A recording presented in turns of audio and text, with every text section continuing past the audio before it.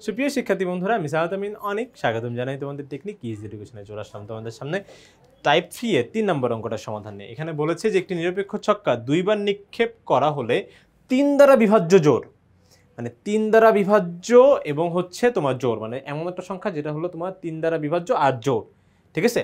তাহলে সেই সংখ্যার একটি নমুনা ক্ষেত্র তোমার হচ্ছে লিখতে বলছে, ঠিক আছে? তাহলে আগে আমরা দেখি যে একটা ছক্কা যখন আমরা দুইবার নিক্ষেপ করব, দুইবার, তাহলে দেখো ছক্কার ক্ষেত্রে প্রথম কথা হচ্ছে আমরা যখন প্রবাবিলিটি ট্রিটা আগে তখন হচ্ছে কত, প্রথমবার কি আসতে পারে বলো তো, 6টা, তাই তো? 6টা, যে একটা, যে 1 আসতে পারে, তারপরে কি 2 আসতে পারে, 3 আসতে পারে, তারপর কি 4, বাংলা লিখতেছি, যাই হোক 4, তারপরে হচ্ছে 5, তারপরে হচ্ছে তোমার কত বলো তো 6।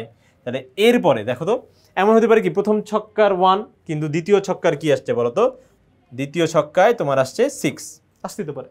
তারপরে আবার হচ্ছে প্রথম ছক্কার 1 আসছে, তারপরে আসছে 5, তারপরে আসছে 4, তার মানে এখানে কি সবগুলা থেকে আরেকটা করে নতুন নতুন তৈরি হবে, ঠিক আছে? তারপরে কি 3, তারপরে হচ্ছে তোমার 2, তারপরে কি 1, এই যে এরকম করে। তো প্রত্যেকটা থেকে কিন্তু এরকম তোমার হচ্ছে 1 2 3 4 5 6, 1 2 3 4 5 6। তাহলে সেই ক্ষেত্রে আমরা এতটুকু বুঝতে পারলাম এখানে আসলে একটা সহজ বিষয় আছে, সেটা হচ্ছে কি যে একবার হিসাব করি যে 1 1 1 2 1 3 1 4 1 5 1 6, তারপর কি আবার জাস্ট 2 1 2 3, মানে 2 2 বা 2 3 2 4 2 5 2 6, ঠিক আছে? ঠিক একই রকম ভাবে হয়ে যাবে, জাস্ট তোমার হচ্ছে 1 2 3 4 5 6 এটা সেম থাকবে, ঠিক আছে? শুধুমাত্র আমার প্রথম মানটা একবার চেঞ্জ হবে, একবার সব 1 দিয়ে, একবার 2 দিয়ে, একবার 3 দিয়ে, একবার 5 দিয়ে, একবার 4 দিয়ে, একবার 6 দিয়ে, ঠিক আছে? তাহলে দেখো এই যে এখানে কিন্তু তাই হচ্ছে, এই যে দেখো, এই দেখো প্রথম জাস্ট ওয়ানটা চেঞ্জ হচ্ছে, এই আল্লাহ চলে গেলাম। ওকে, এই যে আসতেছে তোমার হচ্ছে,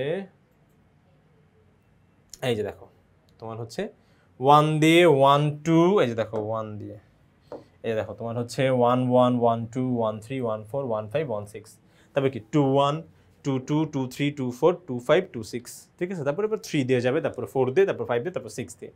ওকে, তাহলে এখন আমাদের বলেছে যে 3 দ্বারা বিভাজ্য, 3 দ্বারা বিভাজ্য জোড় সংখ্যা।